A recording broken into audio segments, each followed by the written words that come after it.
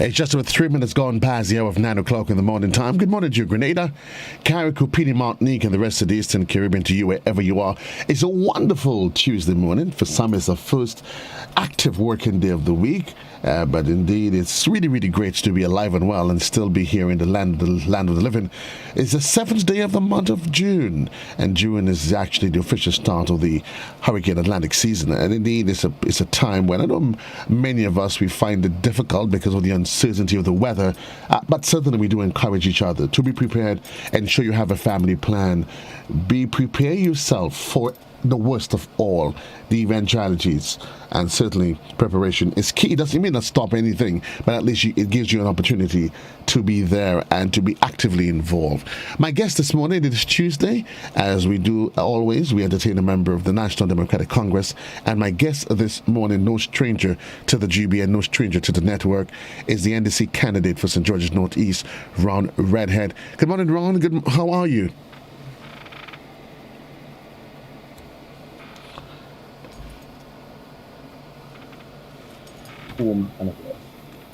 Indeed. How was your weekend? Well, as usual, it had a lot of activities here and there. We've been in the field, we've been at social gatherings, and just connecting with people. Ron, we are on the home stretch. We were talking about wondering when would it be. The date was announced, and here we are. Literally, for me, I would say, dotting the I's, crossing the T's as we get ready for the 23rd of June. What at this moment is the more pertinent issues? And what have you been hearing on the ground as you canvass the area, you mix, you mingle with the populace? Well, I think it's clear, it's apparent that the question of infrastructure is one that I've been hearing in St. George Northeast in terms of its in a sense, just 6 months before the general election, we are seeing development. But for a long time, that whole question of the neglect of St. George Northeast has not been addressed. And due to our current member of parliament falling out with a leader, I think over the last number of years, even though he was successful on 2 occasions, the representation at the level of central government and giving assistance to empower the member of parliament, that has been seriously missing. So that is something that we get a lot when we traverse throughout the length and breadth of St. George Northeast, and we are very concerned with that. You said development, Redhead, but there are those who may probably take a more critical look at it. I mean, because very often some may argue whether or not one of 2, 3 random projects, while yes, they are welcome, are they really indicative of development as in the holistic sense? Yeah, and you're totally correct. Where we see it is that you must twin the thing. Development cannot be only on one basis. You have to find means and ways to both develop the human capital and human capacity, and of course the infrastructural part of development. Now, when we talk about that, you have to even break it down more into the social aspect, into the economic aspect, and others. So in terms of finding that balance, it's a lot of work. But if you are really serious about development, you are not going to promote pseudo improvement, false improvement. You are going to promote a genuine sense of development. And I believe that is lacking a great deal, and we are seeing effects of that even today. When you say the effects, what exactly are you referring to? Well, in terms of the development of people, look at the high unemployment rate, look at the high poverty rates. And those instances, they could be solved because they are actually underlying, they are actually responses to underlying conditions. Take, for example, on the question of poverty, what we need to ensure that we do, and St. George Northeast is going to do that under my stewardship as Member of Parliament, is to tackle the areas of the poverty. For example, ensuring that single mothers, they have access to education, they can improve their own ability, and they can earn more in the long run. Ensuring that we tackle the question of opportunities and how this is distributed. This whole political football that is constantly played with government resources. Take, for example, the SEED program. people are handpicked. And at this stage, that is not required if we are really trying to tackle development. In this instance, if someone cannot make it, then they should be on the seed program and give that direct benefit and assistance, and not just do it on a partisan level, right? So I think that is something that we must seek to correct. I do apologize. I'm getting a lot of disturbances from my own telephone, and I just have to switch it off. But yes, we need to find means and ways to really address the issues of the people and not mask it. That is where I am coming from, and this is what we will engage in and embark in over the next 5 years. Very often, Ron, the argument has been made that the challenge to change, because we are creatures of habits. We've done things for so long that it's become difficult to separate us from it.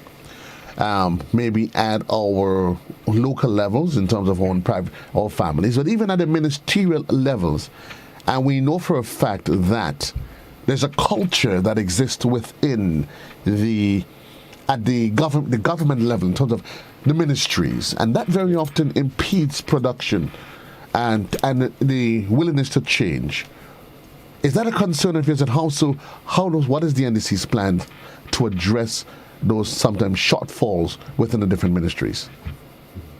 Well, we have to begin to change our mindset. And this goes back to a plan. Political leader Deacon Mitchell has made it abundantly clear that there must be only one public service.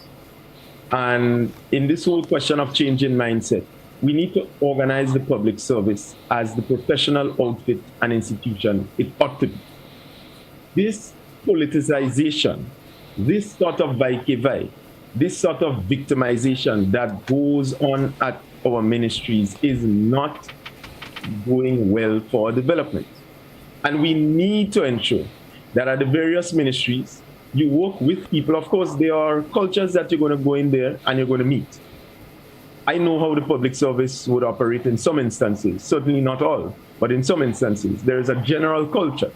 However, if we want to do the things that we ought to do and should be doing on and for the people of Grenada, there is a mindset change that has to occur.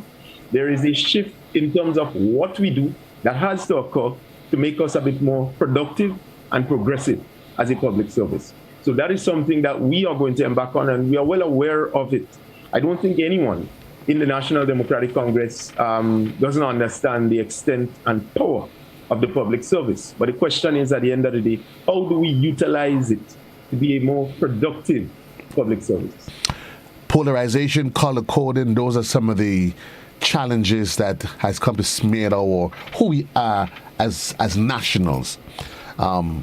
We see it all the time, but during the election season, there's a heightened sense of it. And some have argued that it runs deep in our veins, Ron, that it is one of the challenge, and I must admit, and I would say it openly, that I think on both sides of the political game, a fence, that both political parties take advantage of it. And it has put a damper on the maturing process of our politics. I have argued that we need to move away from that, where I should objectively be able to say I support, I agree or disagree, and there should not be any ill will or ill feeling towards me. Is that a concern? Is that something that needs to be changed? And how, in your estimation, you as the NDC's candidate, what sort of measures you would put in place to address that growing problem? Right. And these are some very, very serious questions that you're asking. No, I do not propose that I have all the answers as an individual, nor am I proposing that the National Democratic Congress will have all the answers as an organization, a party vying for governance in the country. However, in looking at some of the deficiencies and where we need to really beef up and enhance aspects of the public service and just reduce some of this politicization, I think laws need to be passed. If I had my way, I would outlaw this notion that public servants can't get involved in politics. They are actually implementing policy. So I don't know why public servants, while serving, should not be allowed to get involved in politics. At least they should be able to run for public office. And if we have deep and serious democracy at the levels of the communities, for example, public servants can certainly play a role there so that they can connect the bridge between the public service and the communities, so that the politicians are not always in the way to bring and introduce the question of partisan politics, because that is what is impeding our development right now. We have become too polarized as a nation. We are too caught up with colors. While I do have my own responsibility for my organization, the National Democratic Congress, but that is not going to limit me in terms of making a concrete decision as to where Grenada, Carriacou, Petite Martinique must go and the direction it must develop in. So I think just that whole question of the mindset is an area that we must start and try to promote. Again, educating our younger students, the student councils. These are going to be critical as we begin the process to change the mindset, because we cannot keep teaching our people the same old thing, the same old way. We're going to get the same results.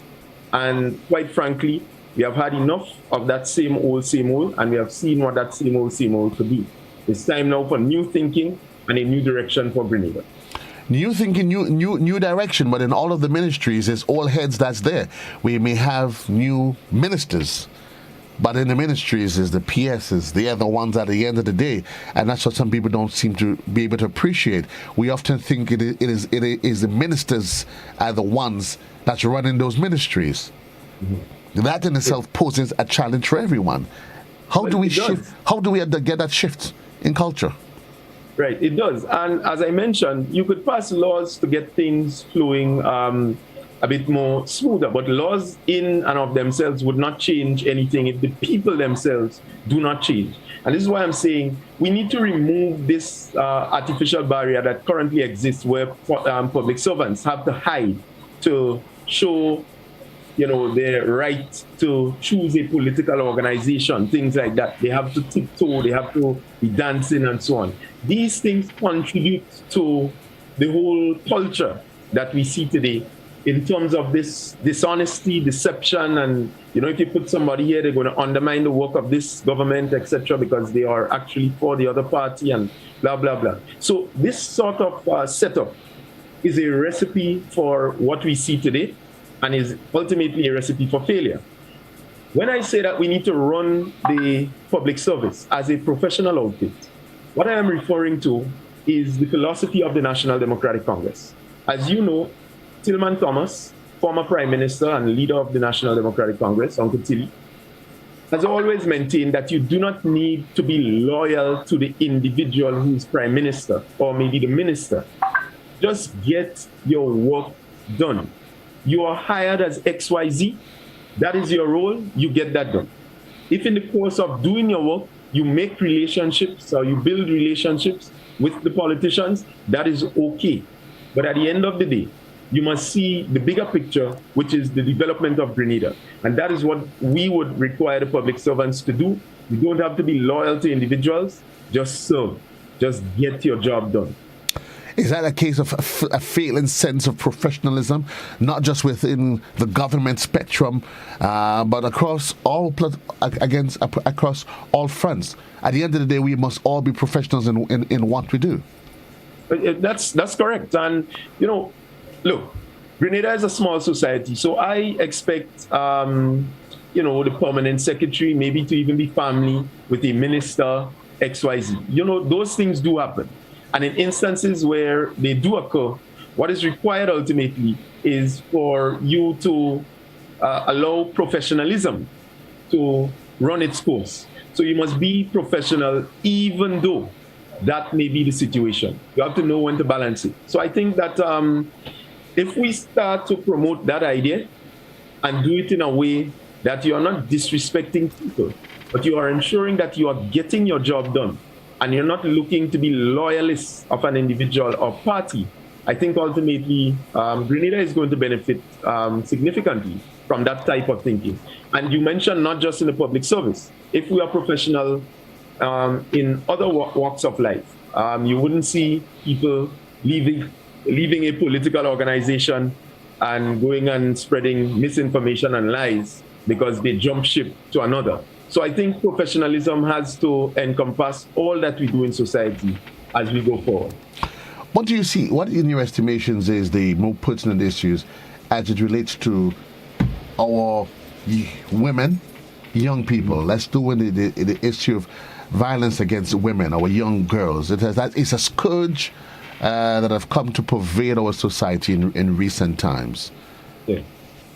Well, we certainly need more legislation and we need tighter mechanisms. I'll give you an example. The question of community policing.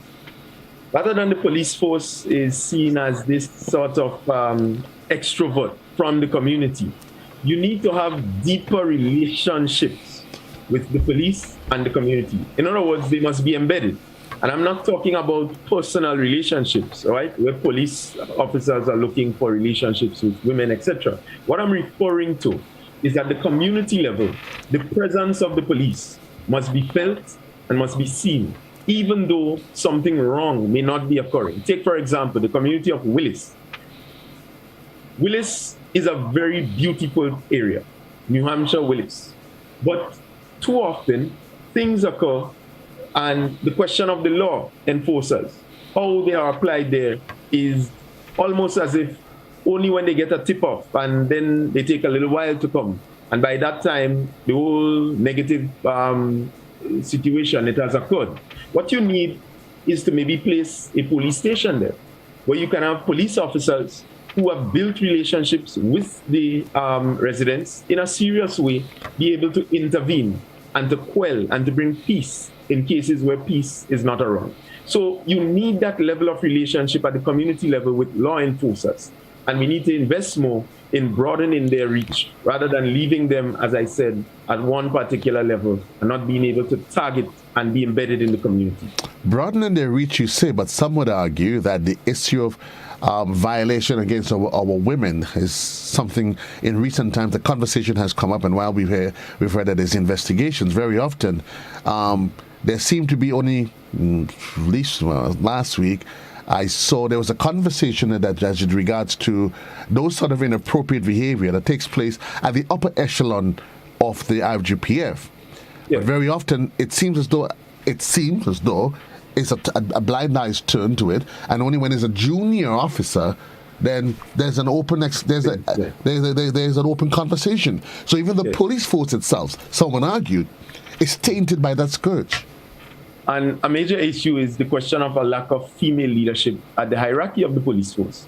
Deacon Mitchell pointed to that at our Sunday rally, that the National Democratic Congress government will ensure that we diversify the leadership in terms of gender at the Royal Grenadier Police Force. That is something that is greatly lacking.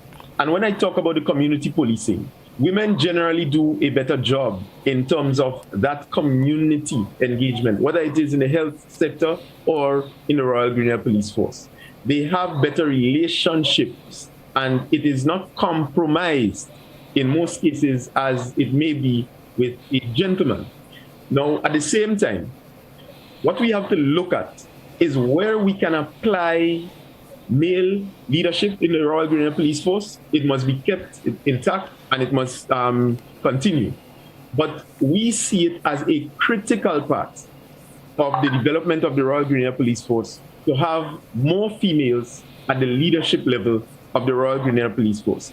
It will lend for less of this question of people exploiting their authority and taking advantage of some of the juniors and just utilizing them as sex tools. And I will be very blunt here, because I think too often we are too hypocritical in our society, and we are not doing the necessary things to really reduce some of that hypocrisy and to ensure that we correct the problems. Look at the Special Victims Unit. The National Democratic Congress had this vision since 2016. It was implemented, and it is not doing, I must say, a great deal of its job. Because if in the police force, these instances are going on, well, it's like the rat is looking at the cheese, and that is a dangerous setup. So I am saying to you that we need to diversify the leadership of the Royal Grenadier Police Force as one step. Again, we do not have all the answers, and we will certainly be engaging the Royal Grenadier Police Force as we go forward and as we are victorious on the 23rd of June. But I'm certain that when you say that you speak to diversification, you are not necessarily suggesting that by one stroke of the brush you will just throw some female officers in hierarchical positions. No. And there are female officers in the force, mind you, that we believe should be upgraded. The question is, you need to do your audit. You need to organize how you're going to deploy. Look at the qualifications. Look at who is who. Look at what their skills and competencies are. And then you apply it necessarily. So it's not going to be just get up in the morning and you say you want Jane and Jennifer to be X, Y, and Z. No, we are not going to operate in that way. Of course, as I said, we are going to look at people's skill set, their capacity, etc., and apply where the application may be necessary.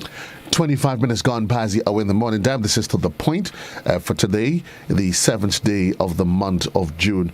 My guest this morning is NDC's candidate for St. George Northeast, Ron Redhead. We take a quick commercial break and we'll be right back right here on Classic in the Morning Time.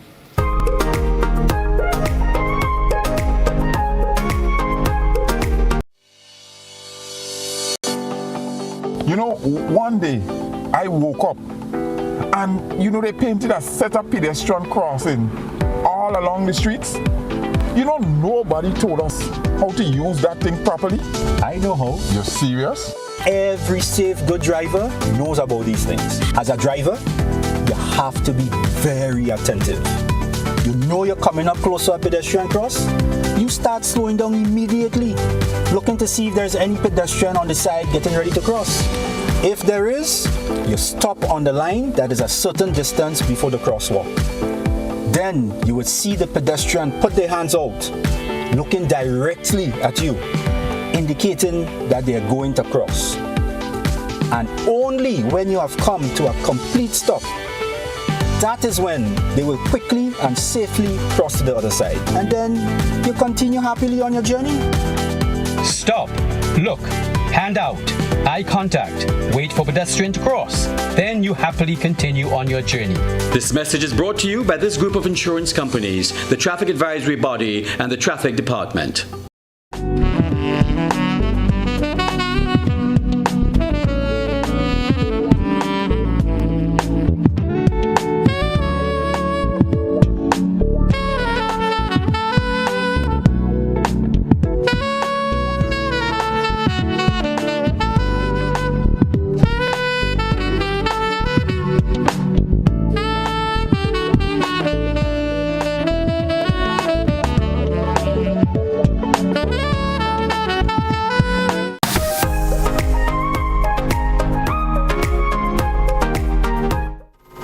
Thank you. Welcome back. 27 minutes gone past the hour in the morning time. This is To The Point for today, the 7th day of the month of June.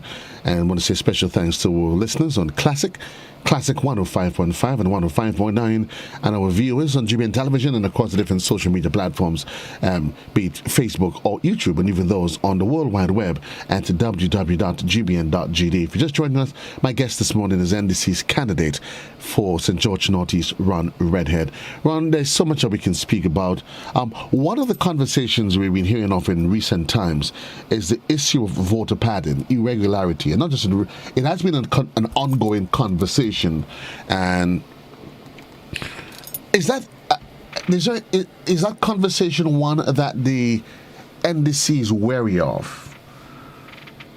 Well, we are certainly not wary of the conversation because it is something that we have consistently spoken of and something that we have been raising concerns about repeatedly throughout at least the last two elections. Now, the question comes down to whether or not the electoral office is equipped to really prevent the question of voter padding. And I'll tell you what I mean by that. I listened to some of the comments by the supervisor of election. I have nothing personal against him, but I think we need to be honest. Now, NDC St. George Northeast on March 8th filed 98 objections. He is claiming that they haven't seen objections or something of the sort like that. I listened to the comments, but I'm not saying the words as he said it. But he didn't see or he's not aware of objections. The question is, on March 8th, we filed... And while you added though, Ron, if you can quickly, because we just want everybody to be on the same page. And when you say an objection, exactly, briefly tell us, what is the purpose of an objection? What is it really? Right. Well, this is the objection form. You may not be able to see it clear enough. However, this is the objection form. That form is going to have specific areas that you must fill out. One of it is the names, the numbers, of course, of the individual that you are raising the objection to. In other words, this person should not be on the list. Okay. Put in a nutshell, right? Either by virtue of their passing, they no longer exist in life, they have passed, or they are registered in a polling division that they should not be registered in because they are living somewhere else. Now, even that has two categories, because there are people, JC, that on one end, they have lived in a particular community but have moved to another and are still registered in the particular community that they live Right. or they were born in. So that is understood. People know the person and they are known in the area. But in instances where people are not resident of a polling division, but is registered in a polling division, have not rented or lived in that polling division, but is registered in that polling division, that is clearly a case of voter padding. And that is something that we believe the Parliamentary Elections Office is moving too slow with. The information we have is that when we filed the 98th objection since March 8th, by the time about 4 months after, or just under that, maybe 2 months after, just about 5 names have been flagged. And that is too slow, because the question is, since the last election, this concern has been raised. And when we analyze how these things are being done, we are not satisfied that there is a question of impartiality. And I am going to be very frank here. I am concerned that the Prime Minister of Grenada knew about the objections that St. George Northeast filed and got to see those names. I am very concerned. But hold on, let's make sure that we slow on this one, because that's a serious allegation that you're making there. So because you stating, and I mean, you're not suggesting, you stating that the Prime Minister is aware of the new National Party that is voter padding taking place, and he's doing nothing about it. The objections that the National Democratic Congress in St. George Northeast has filed, the 98 names, he is aware of those names. How? I have not accused anyone. But let me ask you though, when you say he is aware of it, the same way you have raised an objection, somebody could easily talk about it. Isn't it public? The raising of the objections, is it something that is classified and sealed that you lay directly at the feet of the Prime Minister that he's aware of it? Anybody could be aware of it. I'm aware of it that you've raised objections. Right, but the question is, we are not aware of the objections that the new National Party are raising. We are not aware of those objections. That is something for the Parliamentary Elections Office to handle and remove accordingly, because someone's registration and the documents that may be required as to how they are registered at a particular polling division should essentially be a personal sort of thing. But I agree, Ron, and I don't want to take away from your concerns, but I'm particularly concerned that you making an allegation directly against the Prime Minister as though to suggest that he's part of some fraudulent engagement. I'm not saying he's part of it. What I'm saying is he having been aware.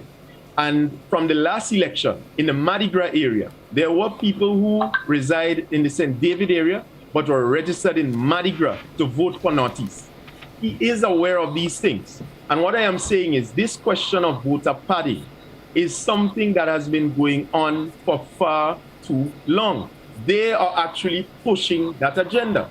We are saying we have had enough of that sort of thing, and let us go to a free and fair general election and stop engaging in these activities. Stop just bringing people down every election cycle to vote, and you're telling them that they're going to be registered in XYZ polling division. That is wrong. Yesterday, let me give you an example. Yesterday in Tempe, my team and I did some visits there. And immediately when I got there, it was reported to me that a fellow by the name of Gaskin, I don't have a first name for the individual, and I'm calling names because I am not fearful of that. this is ongoing and we must deal with it. He said that the NNP candidate, Nimrod, told him that, well, he's not registered to vote, but told him, don't worry, they will sort him out on election day. I mean, whether or not this is the case, and I'm not making an accusation, I'm saying this is what was reported. Reported to whom? Reported to whom?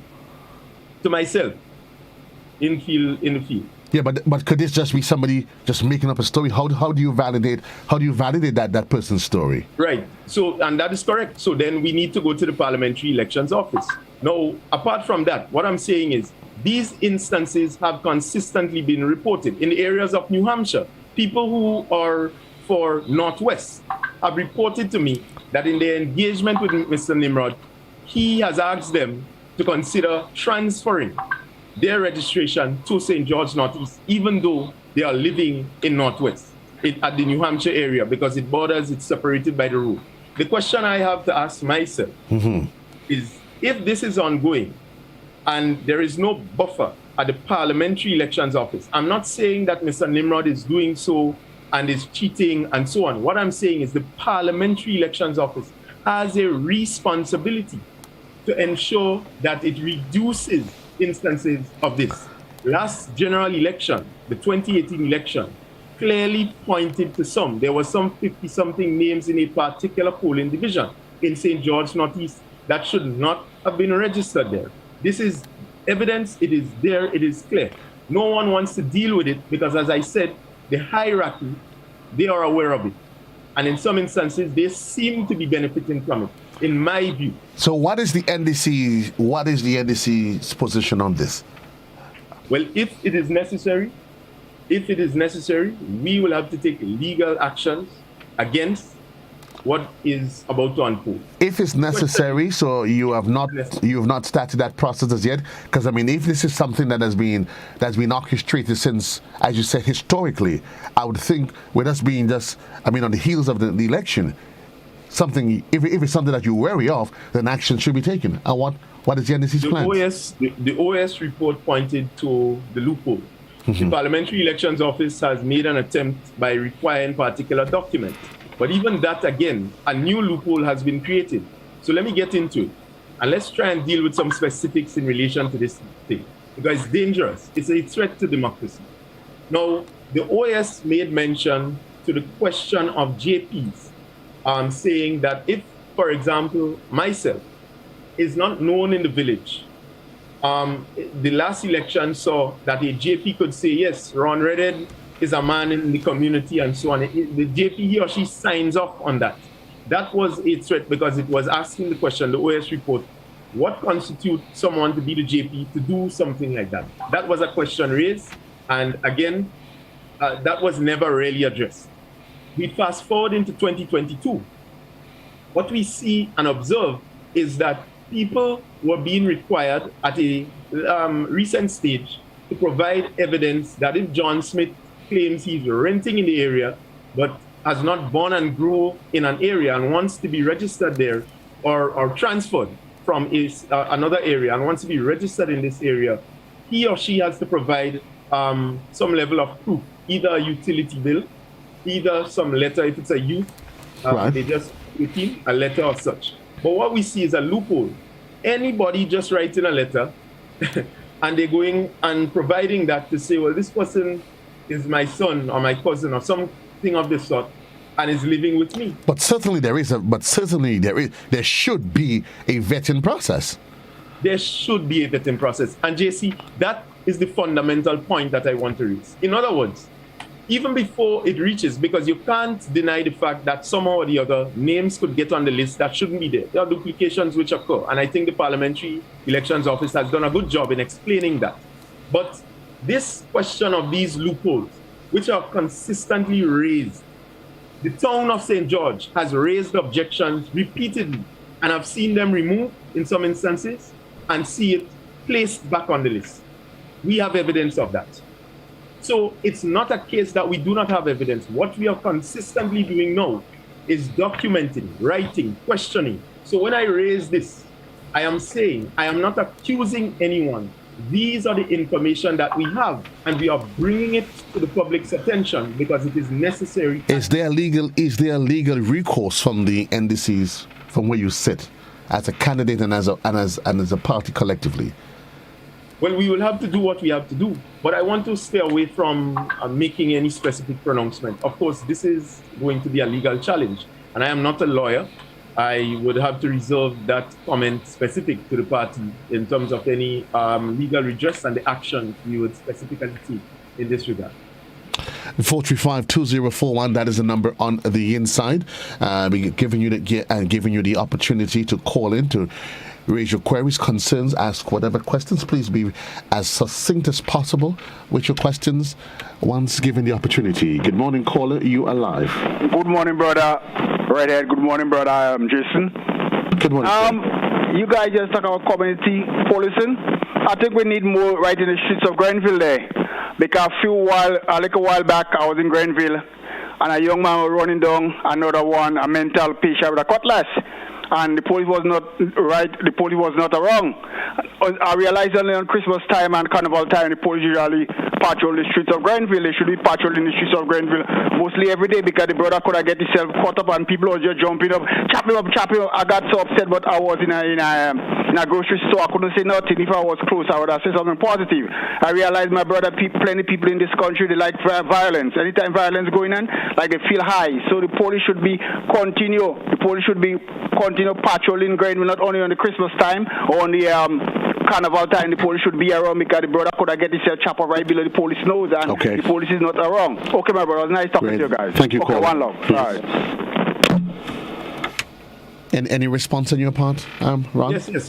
Well, the caller is absolutely correct, and that is certainly another aspect of why we need community policing to have it more. Because look, the concept that I am speaking about is not merely just a building or a police station in a particular community. As I said, you need to build and foster a relationship. So somebody was supposed to be able to quell that specific conflict if it did happen. So I think the caller is absolutely correct, and that's the direction we want to take.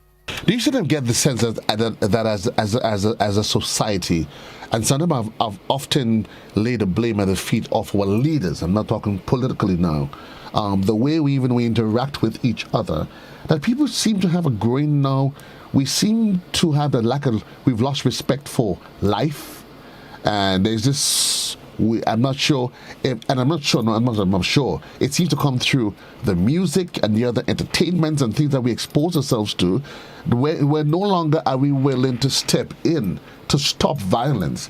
But the first thing we do is pull out a mobile device, record it, and as though we get some measure of entertainment from it. Mm-hmm.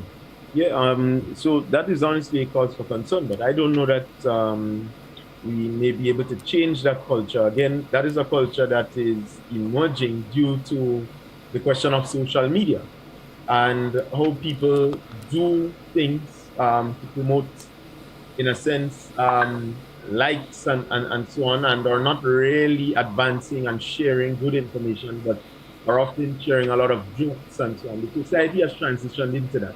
And whether it is the Caribbean or internationally, I think that is becoming soon due to the fact or intervention of social media. But you would agree that we need in some way, form, or fashion, go back to some of our core and traditional values as a people. Well, this is where it's the concept of community policing, all these other things come into play. And the community as a whole, in terms of its role in the developmental process, this is where that comes into play.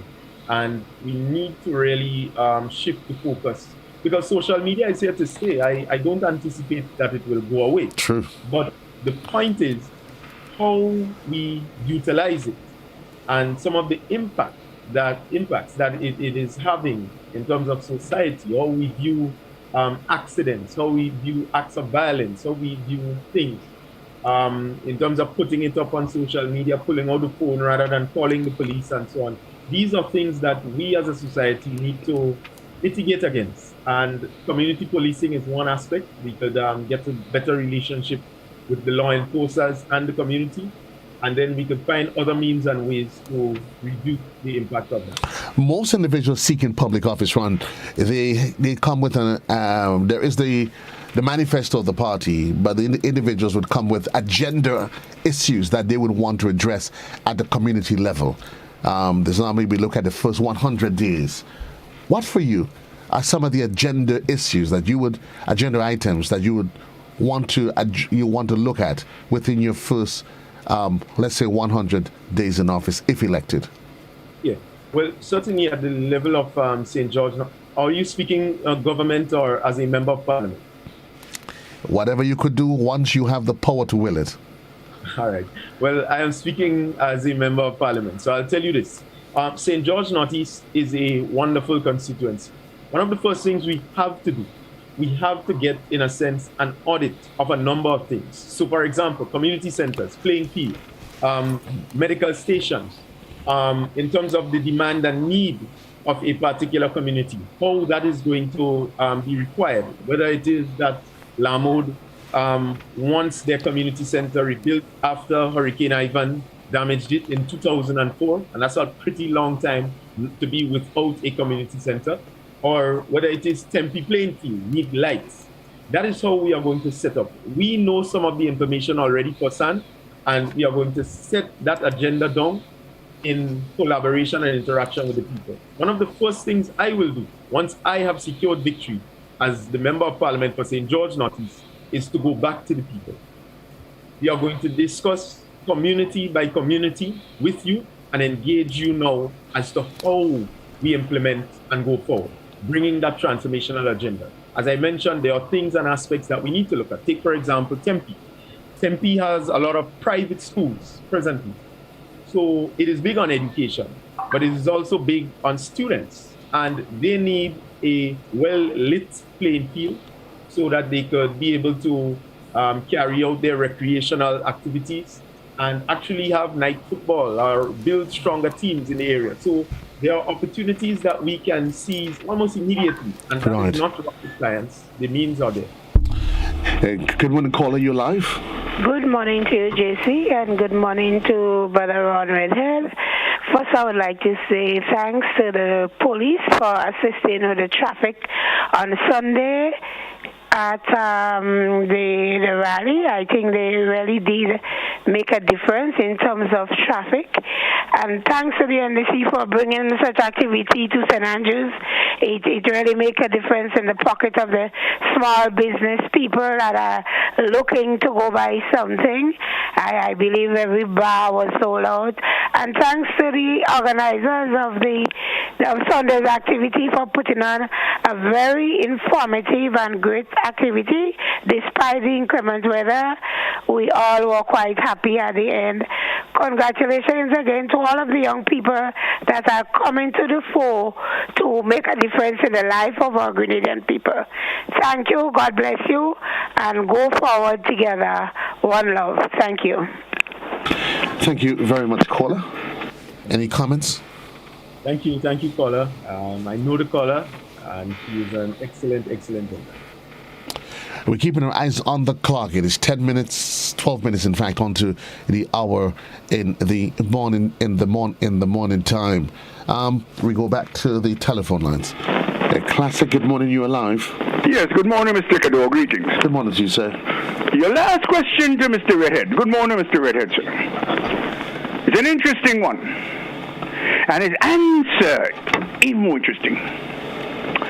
Take a look at how these people who are putting themselves up as legislators, I refer to lawmakers, I refer to parliamentarians, to work in the place where laws are made and upgraded.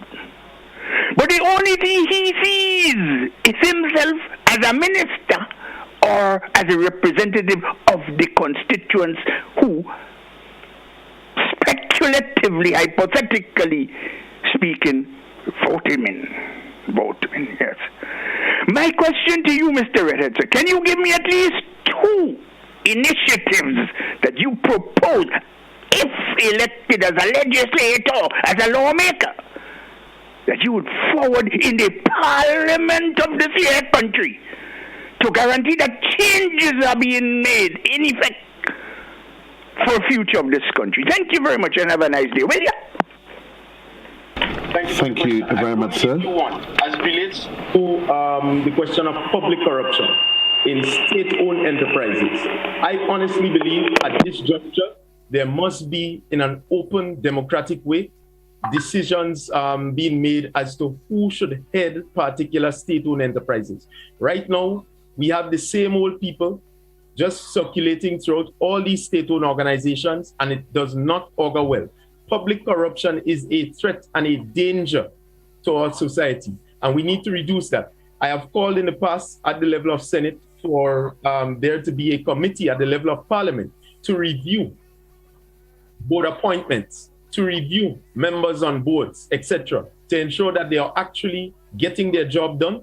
And wherever there are instances of allegations of public corruption, we in the Parliament, as lawmakers, as the people who are setting the standards for the board members to operate within, must be able to review them and to be able to make a decision on who holds an office as it relates to state-owned enterprises and boards. This is something that we have to sort out, because currently the same set of people are just revolving around these things and we are not seeing progress. Take, for example, the progress and development of marketing board, right? So that's something. As it relates, I'll give you another one just because you asked for two. In relation to consumer rights, now let me make this abundantly clear. If a consumer is engaged in a problem as because he or she has consumed a product and is seeking redress, Grenada must have the framework in place to offer that redress to the consumer. The question of price control again, right? We need to find means and ways and laws and put the necessary infrastructure in place by way of institution to make sure that our consumers are protected. And a happy consumer is going to be a happy voter. But you certainly would agree, though, Ron, that very often the challenge is not the legislation itself, but it's the enforcement of same, and that is often one of the challenge we have here. Precisely. No. When you say enforcement, and this is true, the question I asked in the past was that when someone is appointed on a state-owned enterprise or board, who governs the authority to question their right to be on that board? If it's only the minister who appointed them, then that is a cause for concern. It means, therefore, you have many other parliamentarians who cannot have a say or cannot raise in a serious way, right, in a structured way, concerns of someone's performance or lack thereof, or the question of an allegation of aspects of corruption, right? So these are problems in our society that absolutely no one, not the people, not even the parliamentarian, the legislator, has an authority other than the minister, by virtue of the minister saying he or she will hold such a position or should not hold such a position. But I think I would go back to the point I'm making, because if you go back, let's say, to the Consumer Protection Act, there is a Protection Act that was enacted back in 2017, 18, right there. So the challenge it makes, the point I'm making, is very often what needs to be done is not just the legislation of the Act, but put in a framework that allows for the proper execution and functioning of those bodies. Of course. And this is the major concern. So, for example, at the level of that consumer business, we were discussing the question of a tribunal and whether or not it will be expensive to set up, how we will do it. Should we have a regional tribunal as opposed to independent countries of the OECS having their own tribunals, because it's very costly in some instances. And that is something that is currently being debated. But in the interim, how consumers get redress? We do not have a structured institution or system to offer that redress. The only way you can get redress is if you engage in name and shame or you put people on blast. That is not sufficient. Right. Let me ask you, though, as we're running out of time, do you have any particular plans, any agenda item that speaks to, that would deal with directly persons with challenges, whether it's visual challenge or whatever it is? The people that we normally refer to as those with disabilities. Yeah. Because very often they're left on the fringes of society. Yeah. Yeah. And so I'll give you one example. One of the homes in Tempe, one which constitute people with disability.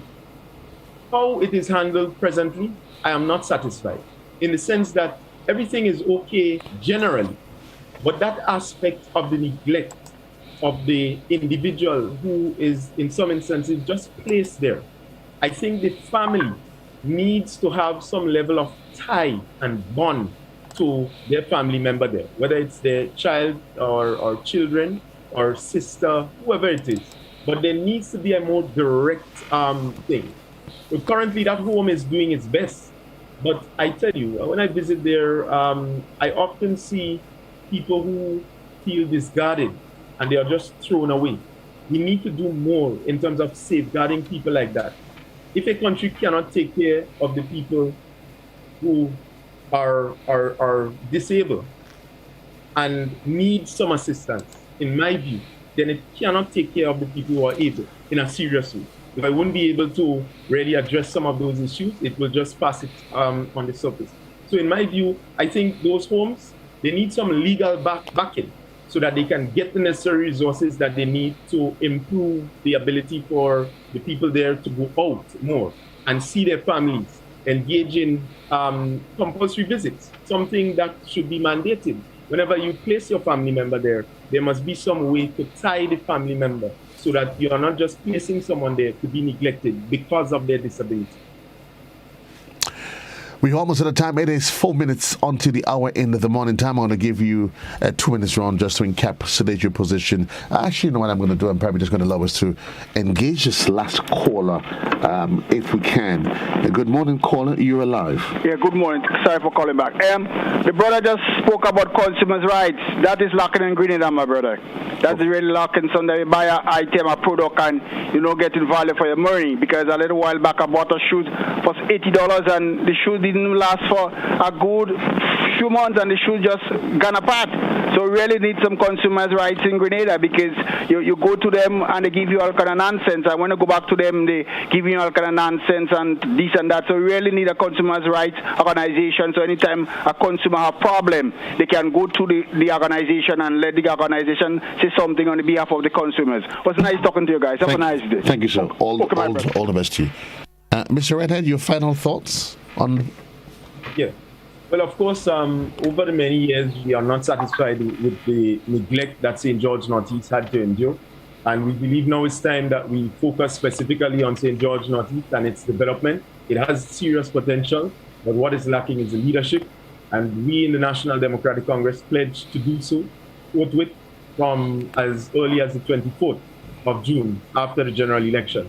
We have a meeting at First Choice Junior School this afternoon at 6:30, the Bronx there, and I'm inviting everyone to attend. That's in the Montparnasse area. So I'm inviting everyone to come out, hear the messages of the National Democratic Congress and your candidate, Ron Redhead, for St. George Northeast. Thank you, Ron. All the best to you. You can continue to do what you do. 3 minutes onto the hour onto the hour of 10 o'clock in the morning time. Indeed, this is where we bring the curtains down on today's episode of To The Point. Indeed, it was a pleasure being here with you. I just want to encourage us as we inch closer towards election day. Certainly that we literally vote on the issues. And very often we get taken up with polarization and who I like and who you don't like. Reminding you folks, we're voting for our nation. We're voting for a future. We're voting for our kids. We're voting to ask ourselves the questions, what else is there for us as a people here on this little piece of rock that's called Grenada. Until then, so long everybody.